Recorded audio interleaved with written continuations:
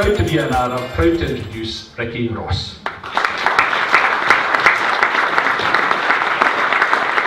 Thank you, Billy. And I hope the Dundee are coming up just so we can get them back down again. 4 derbies, that'll do it. First of all, wasn't it fantastic at Ibrox? Wasn't that just, can we just have a moment about that? How great is it to go there and take the game? I was texting Dan Jackson before. I remember being at a game in, it turned out it was 1990, and he was standing, I was there with my dad, I think, and my pal, and we'd beaten him at Ibrox. I can't remember, it was a midweek game, I think. You should remember these times when you beat Rangers. It happens so often now that I can't remember. And Dan Jackson was standing with the ball after the game. He'd scored 2 goals. I said, I couldn't remember if it was 3 or 2. He said it was 2.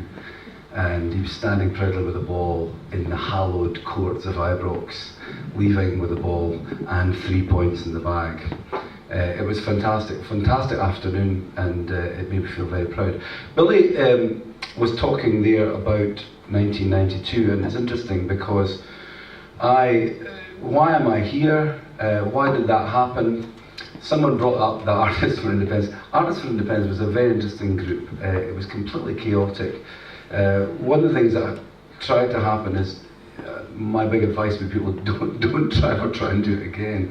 But the lovely thing about this particular campaign is it's kind of happened without anyone organising anything. It seems that most people that I know in my professional life, quite honestly, musicians, my wife is a musician and actor, a lot of the actors that we know, people in the theatre community, in the arts community generally, are very, very animated about independence, because I think they imagine a better place to live, and imagination is part of what, you know, what happens when something like this takes off. And when it takes off, you can't stop it.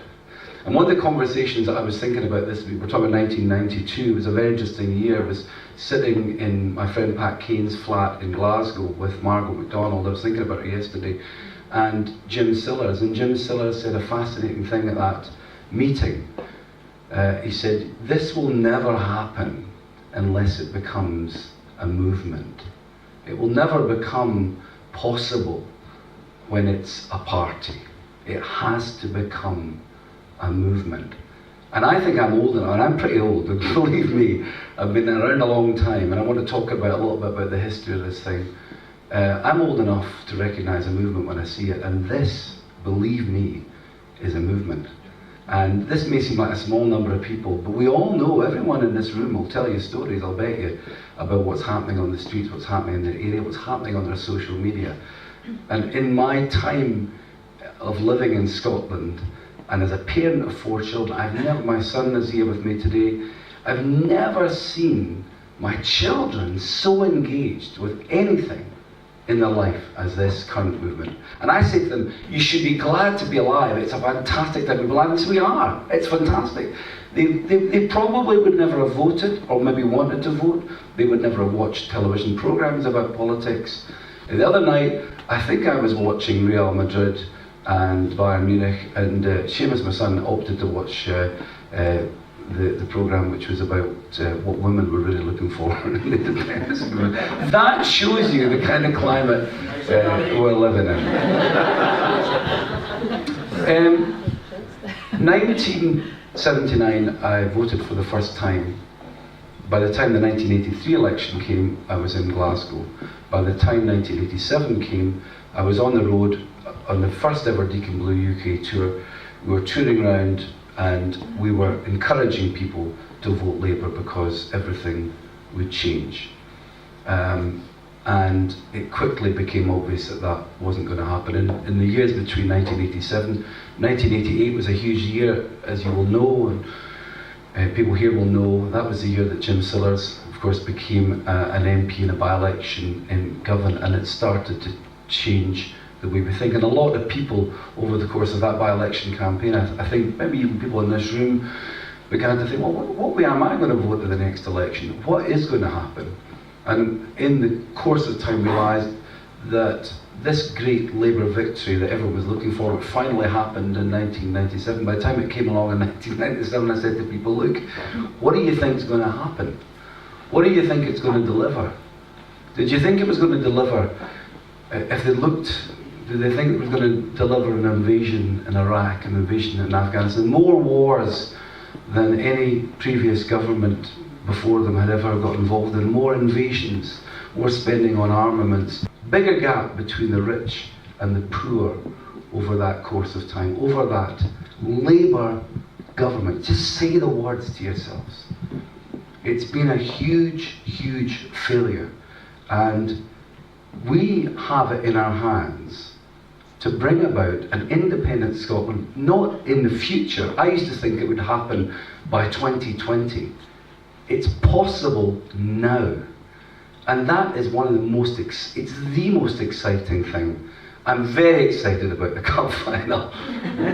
I'm very excited about the Commonwealth Games. I'm excited about bringing a new record out. But I'll tell you this, the most exciting thing in my lifetime is this September referendum. And I would say, I'll tell you this, not only that, save your applause for a second, not only that, I'm more excited because even if it's stopped now, the process of what's happened has meant that this will not die. If we don't win this, and I think we will, by the way, if we don't win this referendum on the 18th of September, what has happened politically amongst people like my children, your children, people in this room, your neighbours and friends, the conversations that I've had over the last 6 months has made me believe that we're living already in the early days of a better country, and that is the most exciting thing.